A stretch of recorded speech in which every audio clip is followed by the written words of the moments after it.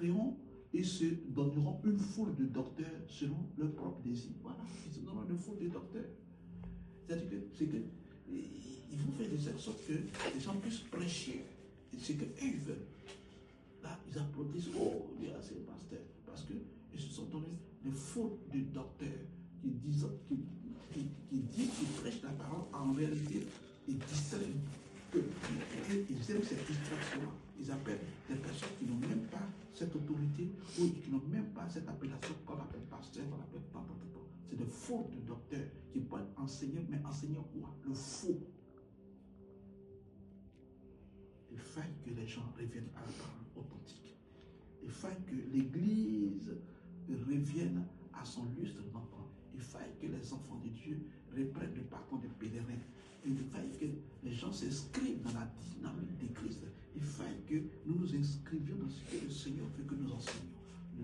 L'authenticité de la parole de Dieu, la véracité de la parole de Dieu, la parole de Dieu authentique et vraie, la parole de Dieu saine. Alléluia. Et c'est un fou de docteurs. Selon leur désir, selon leur propre désir. C'est-à-dire que je vais en église parce que ce qui prêche là, ça couvre mes péchés. C'est bon à entendre. Je vais voyager, oh, ok, je vais enfanter, oh, tu vas sauter, je vais travailler, oh, c'est tout ce que les gens veulent entendre. Dans les églises, et c'est maintenant comme ça, donc c'est ce qui marche. Ce qui fait que les gens maintenant donnent les dîmes, les offrandes, mais ils ne veulent pas entendre la parole authentique de Dieu. Répands-toi, fils, répands-toi, frère. Jésus il veut te sauver. Sois en communion avec le Seigneur. Adore le Seigneur. Authentique. De manière authentique et vraie. Sois vrai avec le Seigneur. Parce qu'il y a beaucoup trop de duplicité dans la maison. Les faux frères, les fausses sœurs, les faux pasteurs, les faux prophètes, les sœurs déguisées, les faux frères, les fausses sœurs et tout, etc. sont remplis dans l'église. Alléluia. Donc, cette foule-là, elle entend ce que l'autre qui compte dit, oh, tu vas, je vois, tu vas voyager. Mais en toute façon, on sait. Amen. Dieu, il bénit. Ce n'est pas le voyage. Même si tu as traversé la Méditerranée et que tu es ici en Europe, c'est parce que Dieu avait déjà prévu cela. Et il t'a béni, je ne fais pas de tes bénédictions. Alléluia. Si le Seigneur t'a permis d'avoir un certain nombre de privilèges ici, c'est parce que Dieu avait déjà fait cela, mais après ça. Amen. Ce sont des choses qu'il faut, dont nous devons comment faire. Et en notre propre désir, détourneront l'oreille de la vérité. Voilà. Donc, ils détournent l'oreille des enfants de Dieu. Pour ne pas que les enfants de Dieu entendent la vérité et se repentissent et soient sauvés. Ils mettent des choses dans l'oreille des enfants de Dieu. La mauvaise doctrine qu'ils enseignent. La mauvaise doctrine n'enseigne pas le royaume des cieux.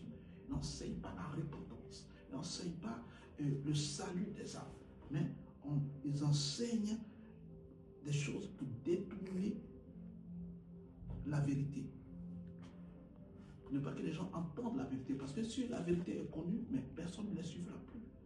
C'est pour ça que Osée a dit, Osée 4:6, mon peuple périt par manque de connaissance. Parce que la connaissance apporte la vérité et la vérité affranchit. Donc, pour ne pas que vous entendiez la vérité, on ne fera que vous flatter dans le sens où ce que vous devez entendre, soit le voyage, soit le mariage, parce que ce sont des choses matérielles qui sont plus portées maintenant sur le matériel que toute autre chose que la parole. Ce sont des choses, quand tu as Jésus, ce sont des choses que le Seigneur te donne sans que nous soyons obligés. Tu ne peux pas adorer le Seigneur, tu ne peux pas suivre la voie du Seigneur, tu ne peux pas. Et le Seigneur ne va pas te bénir, ce n'est pas possible.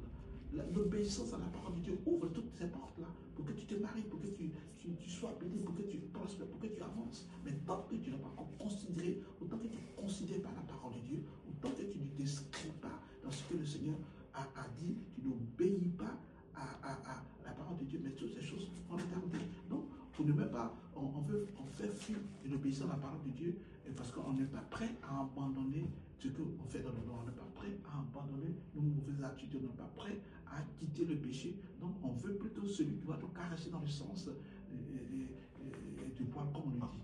Amen. Celui qui va prêcher ce que nos oreilles veulent entendre.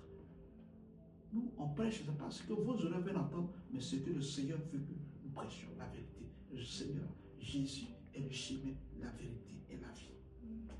Il aime un cœur repentant, un cœur qui se convertit, un cœur qui marche selon ses désirs, un cœur qui marche selon la voie qu'il a tracée, un cœur qui pardonne, un cœur qui a de l'amour pour l'un et l'autre.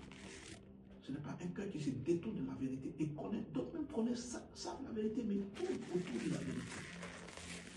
Comme quoi, je ne veux plus avoir les privilèges que j'avais avant. Mais ce n'est pas un homme qui t'a appelé, c'est Jésus qui t'a appelé. Donc, il se chargera de te nourrir, il se chargera de pouvoir tes besoins, il se chargera de te conduire, de te sécuriser, de te protéger. C'est ça son rôle. Ton rôle, c'est de dire la vérité selon la parole de Dieu. Non pas condamner les gens, mais dire ce qui est écrit pour que les âmes soient sauvées. C'est ça le rôle d'un évangéliste. C'est ça le rôle d'un enfant de Dieu. C'est ça le rôle d'un serviteur de Dieu. Je dis plusieurs fois la vérité, le contour dont la parole de Dieu est là. Et nous,